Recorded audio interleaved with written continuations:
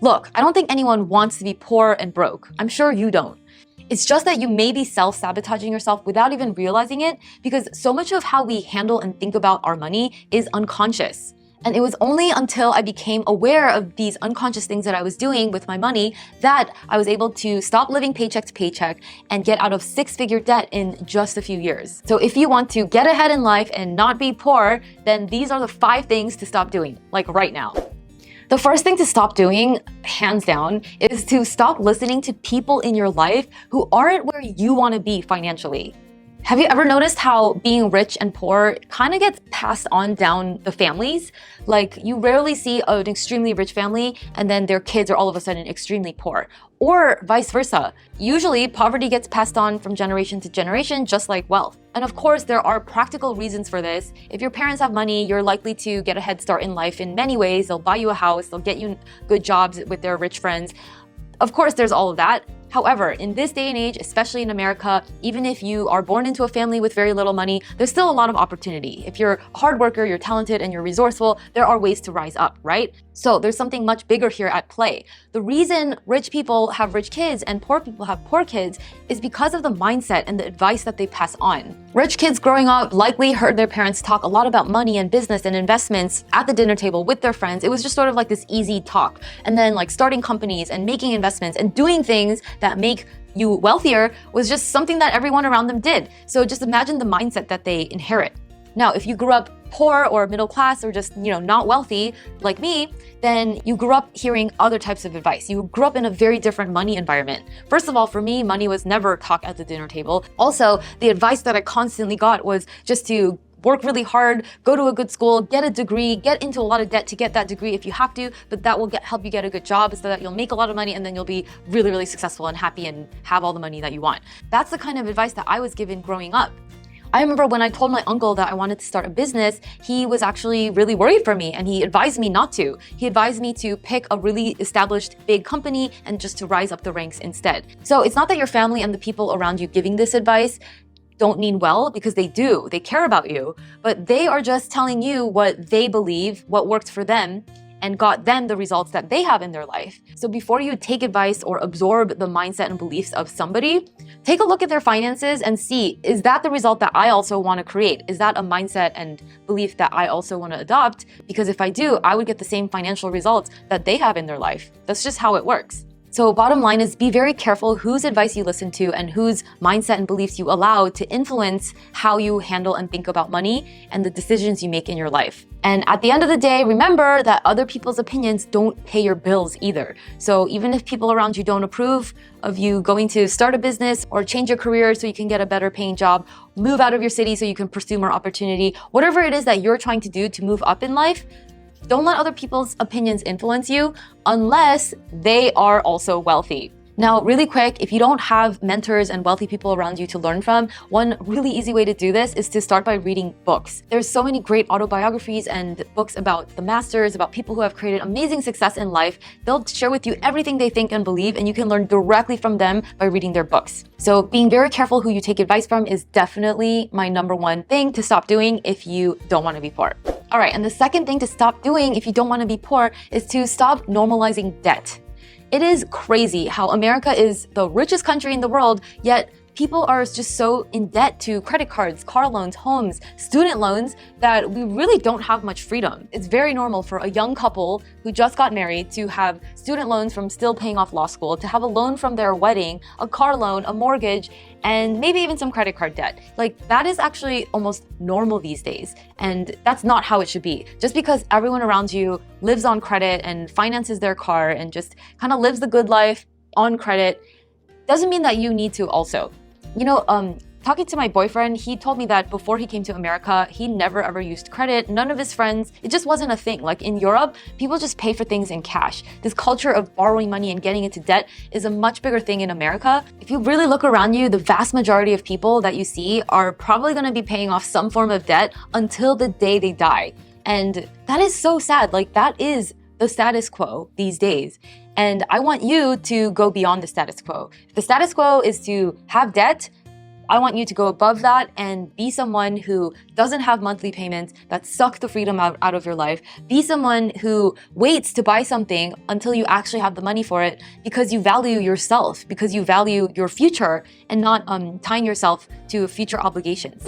Okay, number 3 is stop being disorganized with your finances. If you don't want to be poor, then you need to be very organized with your money. You need to know what's going on with your money, because if you don't, that's sort of a form of denial. It's like keeping your head in the sand. And this is something that I was very good at before I decided to get out of debt. At the beginning of my journey, I had no idea how much I owed. I knew it was a lot, like in the 6-figure range, but I didn't know exactly what I owed. I didn't know how much was really going towards the principal every month. I just didn't know what was going on. And I was living paycheck to paycheck. I would often overdraft my account because I was afraid to look at what was really going on. What was I really spending money on? What did my finances really look like? Because I knew that the situation wasn't pretty, but as long as I kept my head in the sand and didn't really know what was going on, it's almost like I felt like I wasn't responsible for doing anything about it. This is the exact type of head in the sand approach that I want you to change.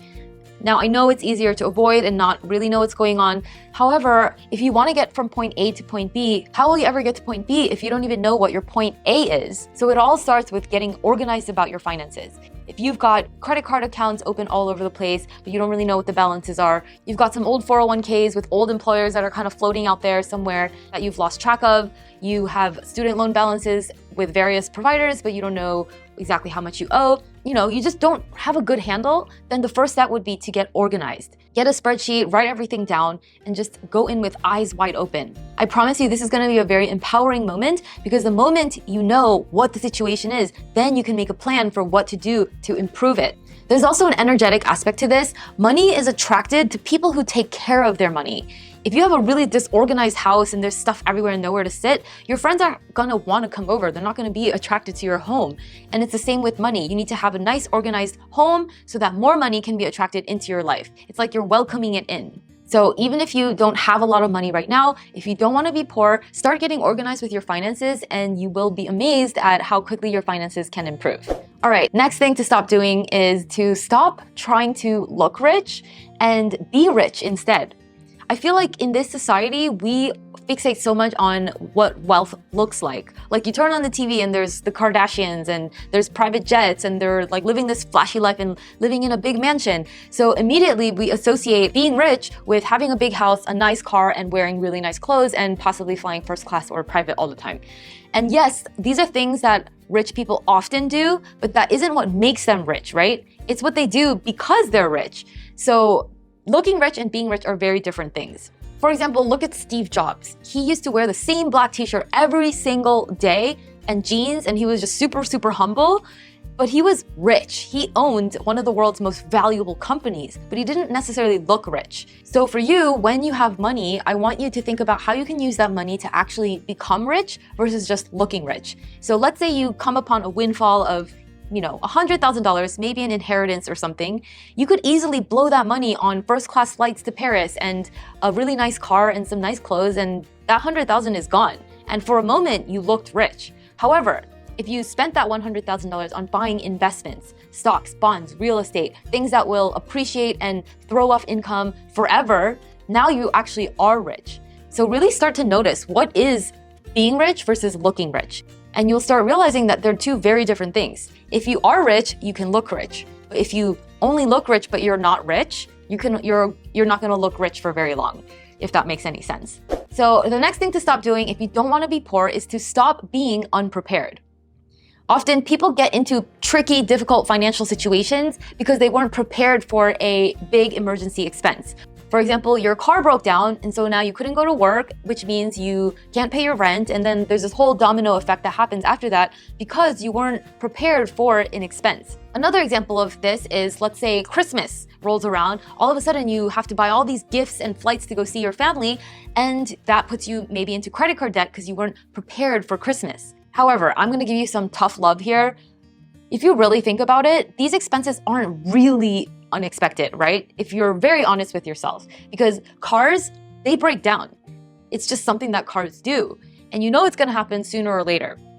Christmas comes around every single year. We know that. And we know that we're gonna wanna buy gifts and indulge in some of the capitalist, frenzy that Christmas is and like buy stuff and travel. So knowing that these unexpected things are actually, if you really are honest with yourself, somewhat predictable, why not prepare for them in advance so that you're not scrambling when it happens and then getting into debt as a result?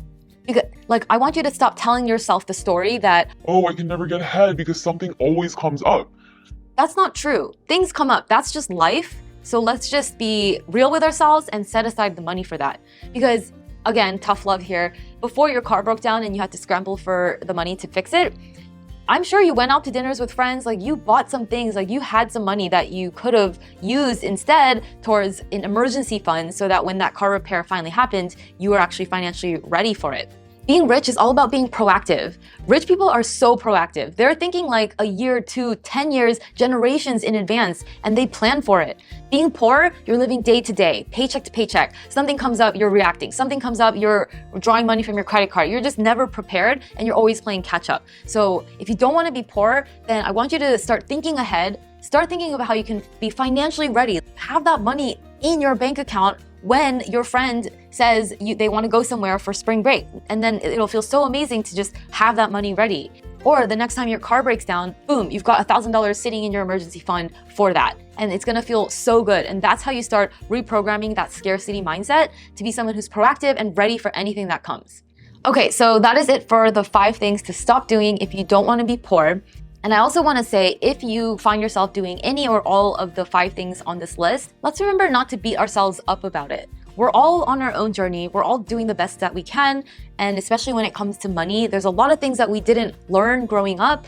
Schools definitely didn't teach us this stuff. But now that you've watched this video, now that you know better, you can do better. So let's not worry too much about what happened in the past. Let's not worry too much about how behind you are in life, and just focus on what you can do from here on out, from this moment onwards, to create a better financial future for yourself today. So anyway, that is it for this video. Thank you so much for watching, and I'll see you next week, same time, same place. Bye.